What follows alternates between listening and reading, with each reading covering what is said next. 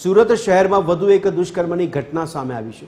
ભાજપના વોર્ડના મહામંત્રી આદિત્ય ઉપાધ્યાય અને તેનો મિત્ર ગૌરવસિંહ રાજપૂત 23 વર્ષીય યુવતીને માદક પીણું પીવડાવી અર્ધબેભાન હાલતમાં કારમાં જહાંગીરપુરાની એક હોટલમાં લઈ ગયા હતા।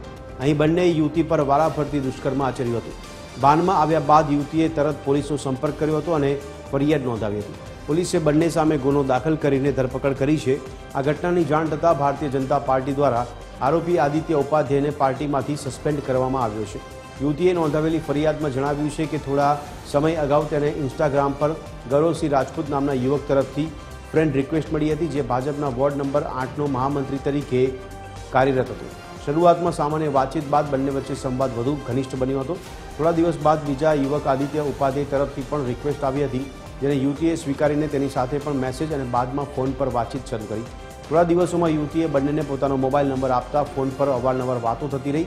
આરોપી ગૌરવ અને આદિત્યએ નાટકીય રીતે યુવતી સાથે નિકટતા વધારી અને ષડયંત્ર રચવાની તૈયારી કરી હતી।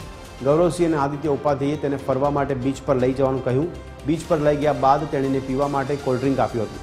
આ પીણું પીધા બાદ યુવતી અશક્ત અને બેભાન જેવી થઈ ગઈ હતી, જેને જોતા બંને યુવક યુવતીને જહાંગીરપુરા કેનાલ રોડ પર આવેલી ઓયો હોટલમાં લઈ ગયા હતા, જ્યાં યુવતીના અનુમતિ વગર બંને યુવકે વારાફરતી શારીરિક સંબંધ બાંધી ગેંગરેપ કર્યો હતો।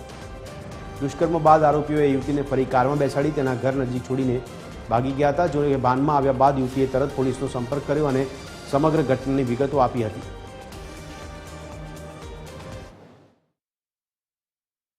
ભોગ બનનાર છે એના બે પરિચિત મિત્રો છે અને એની સાથે એ ફરવા ગયેલી હતી અને ત્યાં એના કહેવા મુજબ એને નશાકારક પીણું આપી અને ભાનમાં નથી એ દરમિયાન એનું હોટલમાં સાથે લઈ જઈ અને વારાફરતી એના પર બળાત્કાર કરેલો છે એવી રજૂઆત મળેલી છે। એ સંબંધે ફરિયાદ નોંધવામાં આવેલી છે અને ગુનાના કામે જે બે નામ એણે જણાવેલા છે એ બે આરોપીઓની હાલમાં અટકાયત કરવામાં આવેલી છે।